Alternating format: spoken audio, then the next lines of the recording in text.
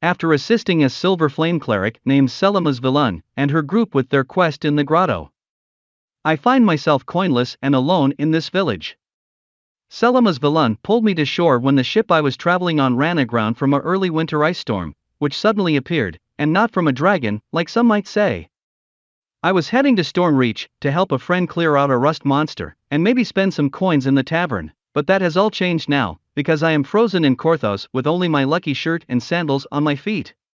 It has been less than 24 hours and the ice has almost covered most of the shoreline from the sudden ice storm that sunk my only way out of here. Now the Sawajan are beginning to venture into the village, looting from the warehouses for food and weapons to weather this storm. Luckily, I was able to find some leather armor and a magical sword in the grotto, so I am being called to help with clearing out a local market from an assault. Thank you for coming, Corn Horn. I know in these troubling times, we must gather together for warmth, but to put one's life in harm's way to save the village, that makes one a true hero, and I am glad to see you here with us now that the mayor has called for all able-bodied survivors to help clear out this storage barn. Well, we only have one life to grind out and I am not going to waste the season of Hardcore League sitting on my ass waiting for this ice to melt.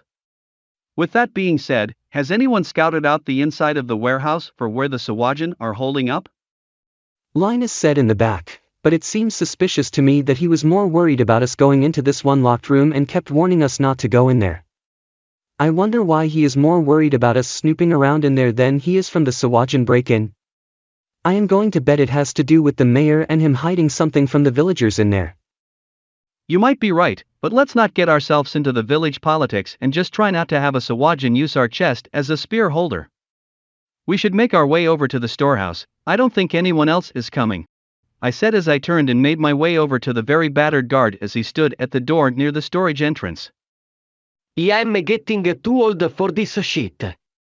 Those webtos are held up in the east basement and has barricaded themselves in tighter than Mr. Linus's on payday. But now that you are here, let's send these webtos back to the filthy hole they crawled out of.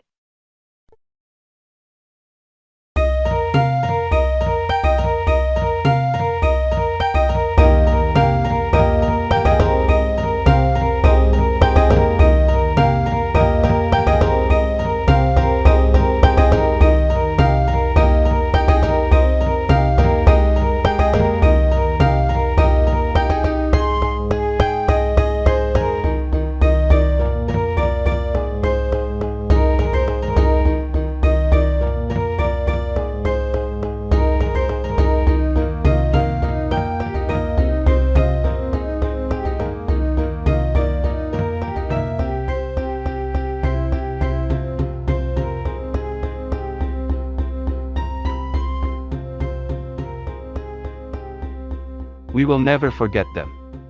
And all they sacrifice for us in our time of need. The Sawajan spellcasters' control over the spiders is very alarming. I am sure they are getting help from other outsiders.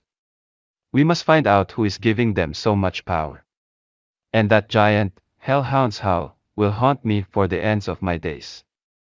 This is all that damn necromancer's fault. You asshole. And the mayor should have killed him for what he did to that little child. You're cheating on me, and now you and think not this just is the banish best him time to live tell out me? his days in the House Canatha's decrepit catacombs.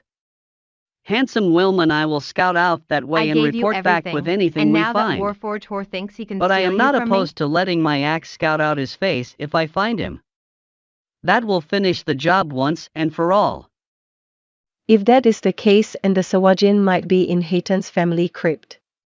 There's unholy wailing coming from the graveyard, but I was just thinking that it was the wind, just playing games with us, but now I think someone has disrupted the dead in the crypt. Sarwajan, undead, and a giant hellhound stalking us like rabbits on parade. I really wish I put more points into courage. Maybe you need to sit down, you are starting to panic and talking nonsense. And we don't need to rush in this very second, but if they are raising undead we have to move as soon as we can. So cheer up, you silly goose. Or I will kill you myself.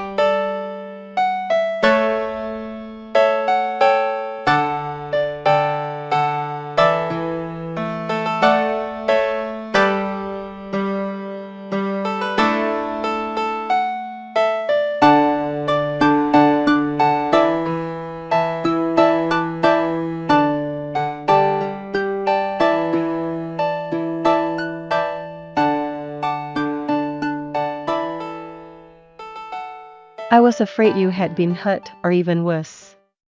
And I wanted to thank you again for all your courage.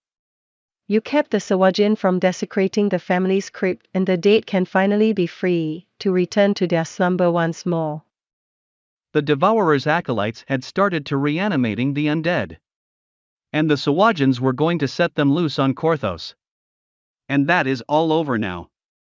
But, this Devourer is still out there, somewhere, and I don't think it has any plans on stopping anytime soon, even with this setback.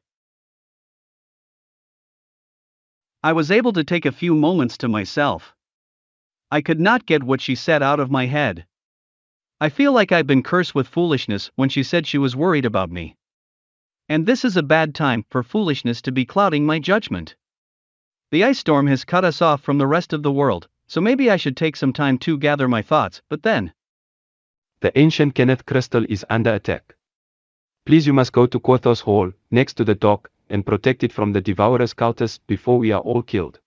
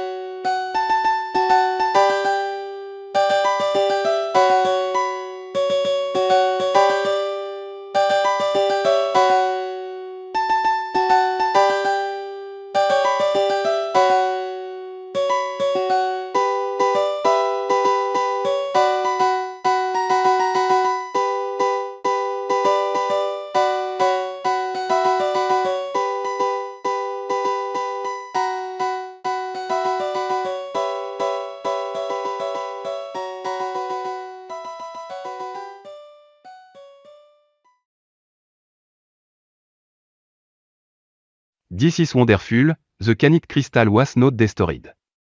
Without it, we surely would have froze to death. Does anyone else hear that? It sounds like a sail that was not tied down in a storm. Maybe the fleet is coming to save us. No one is coming to save us. And even if they were, they would end up on the ice like all the others. We must not give up hope for help from Stormreach. We are along a very busy trade route, and someone is going to start wondering why shipments have stopped and send out someone to investigate. But my optimism was about to shatter like a vase. As Kara was calling me to take a look at the shoreline. There is a very cold fog rolling in, but the wind isn't blowing from the west. I am afraid it could be magical, and maybe even what is stopping us from leaving here. Do you think we could use the Kenneth crystal to shine through the ice storm and somehow alert the harbor fleet? Anything is possible, I guess, but I am not sure. Those things give off so much heat that it keeps the ice from encasing this island. So maybe we can point one out to sea and find out. But as the words left my mouth, the whole island turned to the shoreline and saw her. Oserkes, the white dragon, flying past our wrecked ship and circling the village. Everyone just stood there in fear, and no one moved a muscle for not wanting to be the first to be ripped apart by this dragon. But I was not going to let something like a dragon stop me from helping my friend with his rust monster problem. So I gripped my sword and charged towards the village gate. Courage will be the only thing that saves us now, I said to myself as I engaged the dragon in combat.